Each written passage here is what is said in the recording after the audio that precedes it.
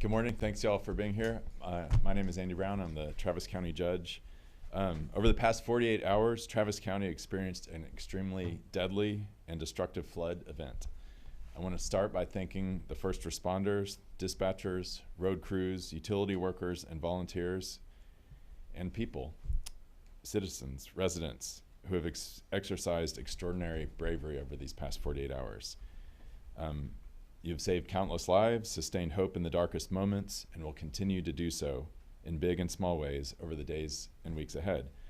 For all the people and communities that are impacted, we stand with you and are doing all that we can to support you. I want to thank the National Weather Service for sending out alerts before, during, and now after the bulk of the storm. Heavy rains fell across the region, especially in northwestern Travis County, triggering widespread flash flooding largely along Sandy Creek and Cow Creek, starting sometime around midnight on Friday, building throughout the night into the morning. This led to homes, cars, and people being washed away. I spoke just this morning with folks. I went out to visit ESD1 and the other ESDs that are helping them out there out near Nameless Road along Sandy Creek. They showed me the people there. The firefighters showed me multiple houses, trailers largely that had been washed away, just simply pieces of them down the creek, cars along with them down the creek. I met four guys that lived sort of across the creek. There were about 10 trailer homes there. They all survived, but they had a very scary night where water was coming into their trailers, and they didn't have a way a way to get out. Their cars also had been washed away. They were in a tough situation. They told me that they received alerts about 12 noon before this all started, about midnight, and then alerts throughout the night as well from the National Weather Service. I spoke with ESD1 firefighters who helped evacuate people from the second floor of a house. The first floor was full of water. People were in the second floor. They helped them evacuate. I think that story repeats over and over the hard work of these first responders over the last couple of days. By Saturday afternoon, we had confirmed the deaths of 4 individuals. I think you'll hear more about that from others due to this event. 1 person in the Briarcliff area, 3 additional fatalities that ESD1, I believe, responded to in that area. There were 3 separate incidents, I think. Search and rescue operations are still going on this morning. The team at AA, I joined them at their 8 a.m. briefing this morning where they divided up where they were going to be walking, largely along Sandy Creek, to look for folks up and down the creek. It's about, my understanding, it's about 18 miles of creek between the top and where it hits the lake. Austin Travis County EMS, you'll hear from them today. They responded to dozens of water rescues, most of them concentrated in western portions of the county near Cow Creek and FM 1431, where, again, mobile homes were swept away and residents were forced to deal with rising waters in the middle of the night. In response, I signed a local disaster declaration for Travis County on Saturday morning. My understanding is the governor has also added Travis County to his declaration of the disaster and has asked the federal government for assistance for this area as well. This helps us to activate mutual aid resources, coordinate with the state and federal partners, and accelerate emergency response and recovery efforts.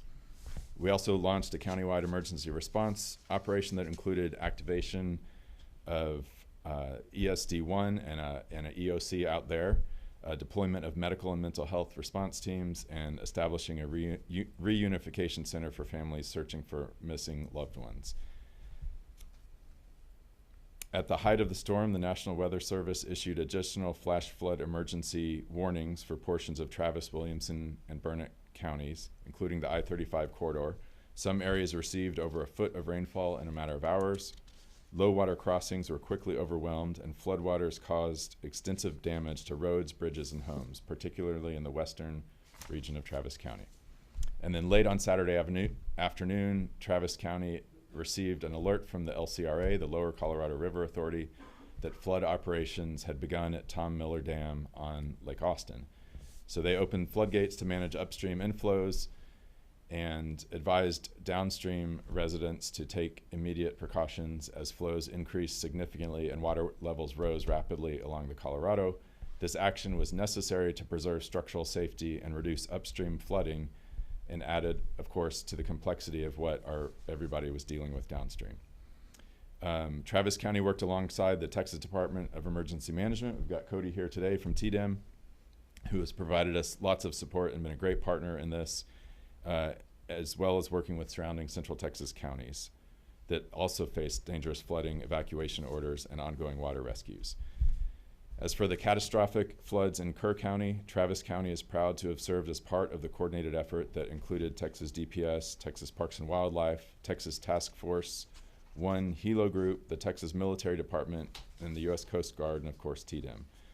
We deployed a Starflight helicopter with 1 pilot, 1 nurse, and 1 paramedic that completed 6 missions and 2 hoist rescues, moved 9 patients to a collection point, all in over about 4.5 flight hours. Throughout all of this, our first responders, dispatchers, road crews, utility workers, and volunteers exercised extraordinary bravery.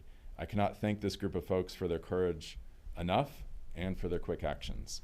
As we move forward, I want to reiterate that this disaster is not over. While floodwaters seem to be receding in many areas, the rain seems to be slowing down. Damage assessments, debris removal, and recovery operations will still take days and weeks. And we're still, I believe, under a flash flood watch until 7 p.m. today. So just, the same things we always urge folks: never drive into a low water crossing, especially during a storm. This had catastrophic consequences, I think, for some people in Travis County, and it's just something that you should never do still to this hour. Listen to your phone alerts. Make sure that you have an evacuation plan, especially if you live near a creek, even if it's dry, and use it use that plan if the National Weather Service or others recommend to evacuate. Stay away from flood-damaged areas today and tomorrow unless authorized to return. Report hazardous conditions or missing persons to our emergency hotline. And continue to monitor Travis County social media and emergency websites for shelter information, aid registration, and road closures. You can find up-to-date information at traviscountytx.gov/emergency, including recovery resources. So we've been through a lot the last few days, but we're Travis County, and we're going to get through this together.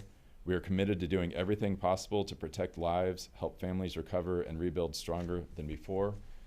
And I'm going to pass it on now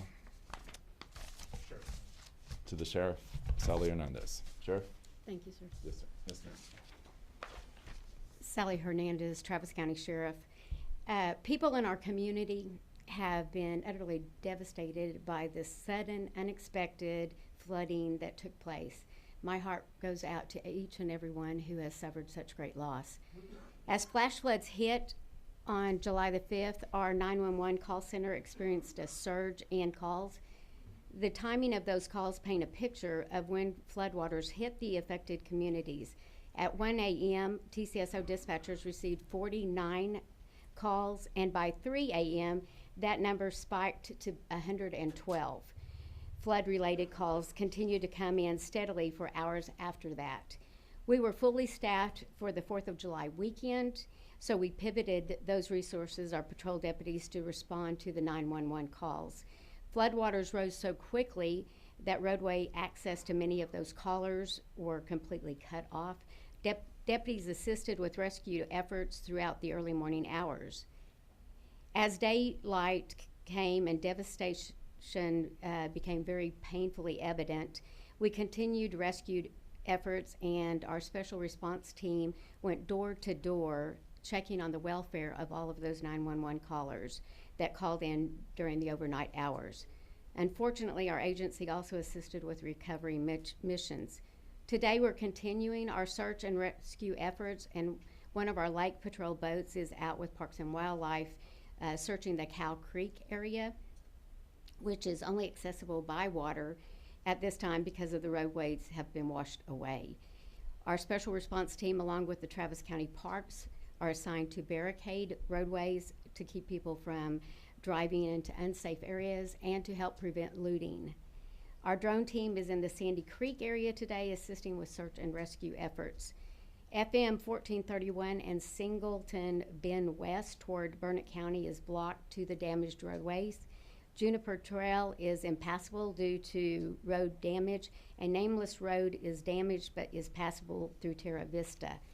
I'm grateful for everyone that you see up here and their roles that they have played in trying to help our community. But what I'm more grateful for is the way that our community comes together and helps each other get through these really hard times. Thank you so much. Eric? Yeah, good morning. I'm Eric Carter. I'm the Chief Emergency Management Coordinator for Travis County. Again, I'm like the judge. It's okay.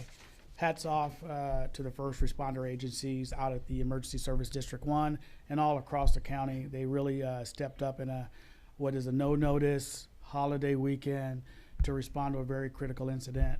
Of course, we're all thinking about the folks in Kerr County, but as we know locally, we also had some loss of life. So hats off to those folks, and again, our hearts are going out to them. From the Emergency Operations Center and here, the emergency management team, our sole focus in the first 24 to 48 hours is support to our first responders.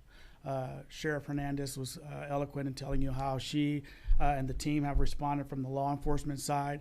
Also, our public works team working hard, and we've got some folks here along with our parks folks and our transportation and natural resources department working yeoman's hours, doing everything from road safety issues, road closures, all the way to, again, search and rescue.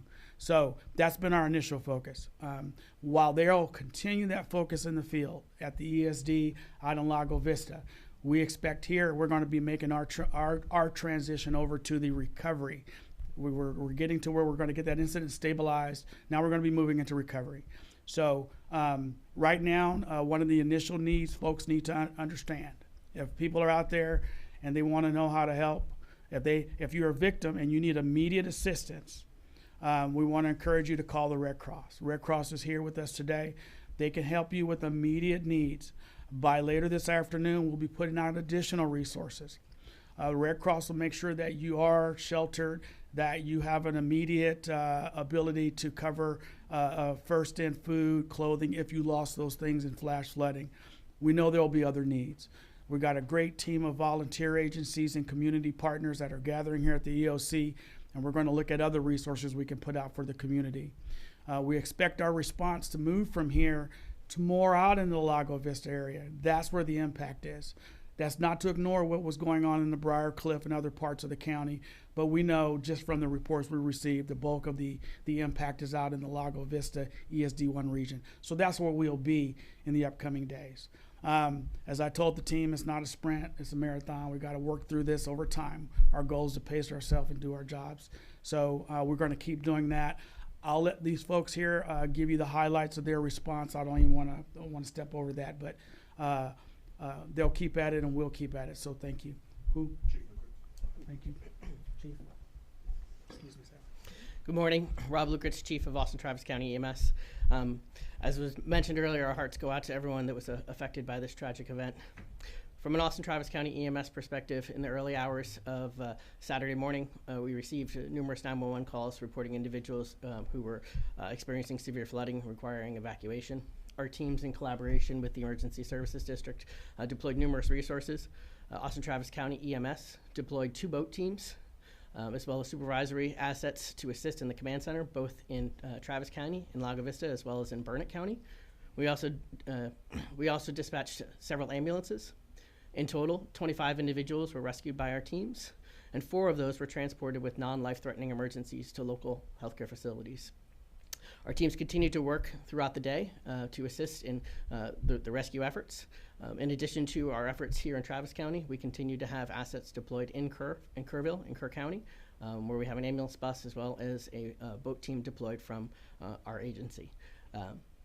In addition, our community health paramedics also assisted with the Emergency Family Assistance Center, which I believe was in Leander. It's moved a couple times, to assist in the care for those families that were affected. And with that, I'll turn it over back to Judge Brown. We'll open up for questions. Okay. So we know that 4 are confirmed deceased. How many do we have missing right now? So based on talking to the ESD this morning at the meeting that they had at 8 a.m., they suspect there's somewhere between 11 and 13, but those are largely unconfirmed. It's like they talked to somebody who said, we heard that this person is missing. There's one person that they told me about that they firsthand know is missing still. In talking to other people that live out there this morning, you know, they pointed, you know, to a car that they thought people were in that I could see, you know, a quarter mile down the river. And so there are still people missing. We do not know exactly how many. I know firsthand that there was that one person confirmed missing by the ESDs. Stacy? Judge Brown, you talked a little bit about the notifications of some people in Western Travis County. Mhm. Could you talk more about what kinds of warnings people received and whether any of this death was preventable? Yeah, so I can tell you what I have heard that people have received, and then I don't know, Cody or anybody else, if y'all want to come up, please do. My understanding is that there was an alert from the National Weather Service sometime around noon on Friday. Then there was another one sometime around midnight, and then there was one somewhere around 4:30 a.m. as well, and then they continued on after that. Does anyone, I'll add in. you want to add in? Just- Okay. And the judge pretty much summarized it. All through the night, the team was both monitoring here and pushing. The weather service was very proactive in their warnings. We even called them a couple of times and said, we see problems. Can you issue a warning? And they did those warnings. So from a notification using the integrated public alert and warning system, those things that were firing off your phones, we were getting the message out. So very happy with that.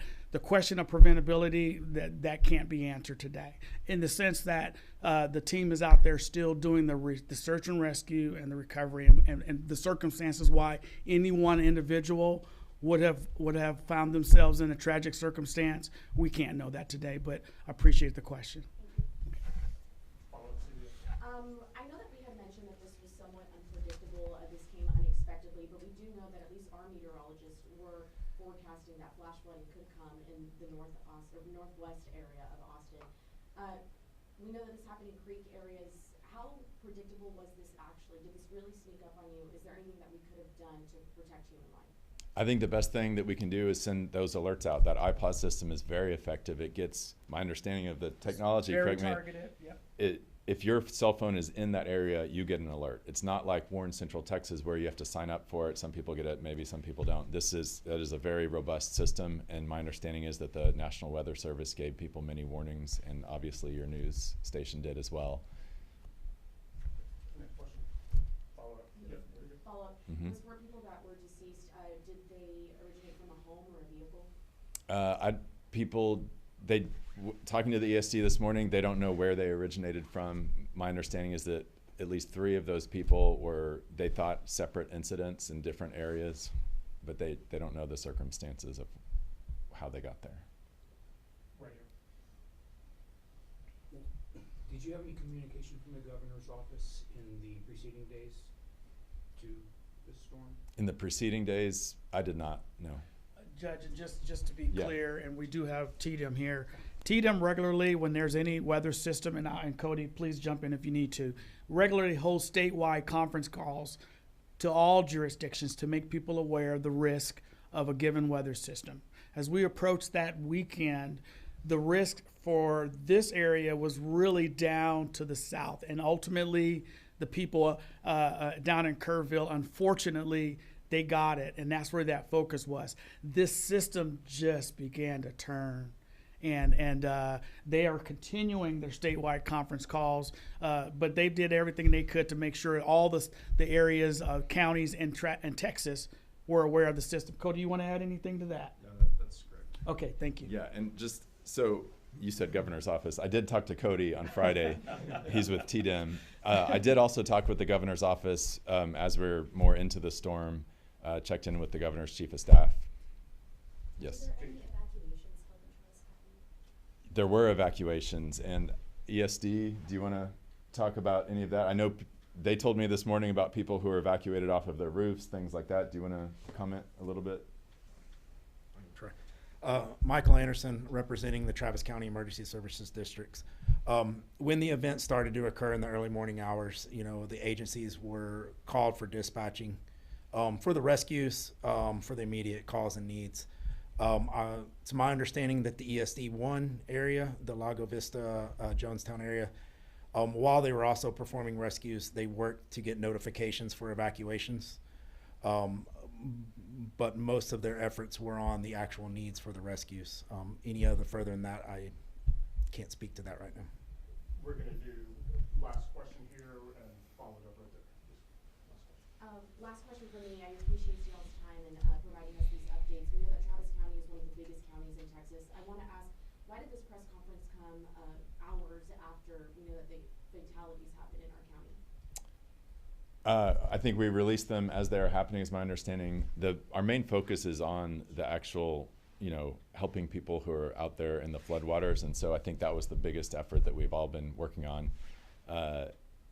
Chief Bailey from ESD 11 was the incident commander out around ESD 1, and so we had these folks out there and making sure that they had the resources that they need, of course. And then my understanding is that Hector and others were in communications with the press about details. Stacey? I just wanted to ask how many rescues there were, and if you could talk any more. Yeah, so I heard from the ESDs this morning that they thought there were about 50 rescues. EMS, does that sound about right? So I think they pointed at what's the name of that boat? The little inflatable boat? Zodiac. The Zodiac boat. They talked about rescuing folks using the Zodiac boat out there along Sandy Creek and along Cow Creek. They also helped people by foot leave their houses when the water was coming up. They assisted people to get out that way. So there were water rescues, there were land rescues. And I want to give an additional shout out to TDEM so there was the initial stage of water rescues, people responding to 911 calls, asking for help that way. I think it was Saturday. My understanding is that TDEM sent 2 teams. I think it was about 16 people total to add to about 20 or so people on our end to do additional search to help with rescues up and down the creek on Saturday. So that was sort of a land-based rescue effort, but so there was water and land-based, and then, yeah. All right, folks, thank you all. If y'all have any follow-up, please let me know. One thing, Hector. Yeah. I'm sorry, I just wanted to publicize the Red Cross number. Oh, go ahead. So, folks, I'm Chuck Brotherton. I'm the County Executive for Emergency Services. We do have the Red Cross represented here with Mr. Pierre Wynn.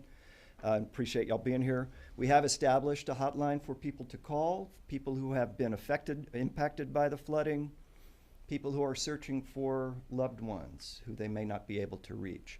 The number is 1-800-RED-CROSS, REDCROS. The number is 733-2767. That's 800-733-2767. The Red Cross hotline, that is a national hotline. They will take your information. They will get a contact number for you. They will refer the call to local Red Cross here in Travis County, and those folks will get back to assess your needs and do everything they can to help. We've got a follow-up. Yeah, please. Cody McDonald, Texas Division of Emergency Management, District Chief. We just want to encourage everyone that was impacted by this, if they have any damages to their homes, to submit those damages to damages.tdem.texas.gov. That helps us get a track of how many damages, how many homes are damaged, what those property values look like, so we can submit that for potential assistance. So again, damages.tdem.texas.gov. If you'd please submit your damages to us. Thank you. And one last thing. So there is a lot of debris in the water, in creeks, of course, that a week ago weren't a creek. And then there also is a lot of debris in Lake Travis, Lake Austin. Please do not go in a boat or swimming in Lake Travis. Give us a couple of days at least, and until further notice, really, to make sure that debris goes away. So there should be no recreational boating in Lake Travis or Lake Austin or any of the other lakes right now, because there's a ton of debris, ton of hazards in there, and we want to make sure that people who are trying to engage in recovery efforts are not hampered by people trying to recreate in the lakes right now. Great. All right. Thank you. All. Please let me know if y'all have any other follow-up. I do have a question. I'm wondering if I could Judge Brown for some Spanish. Yeah.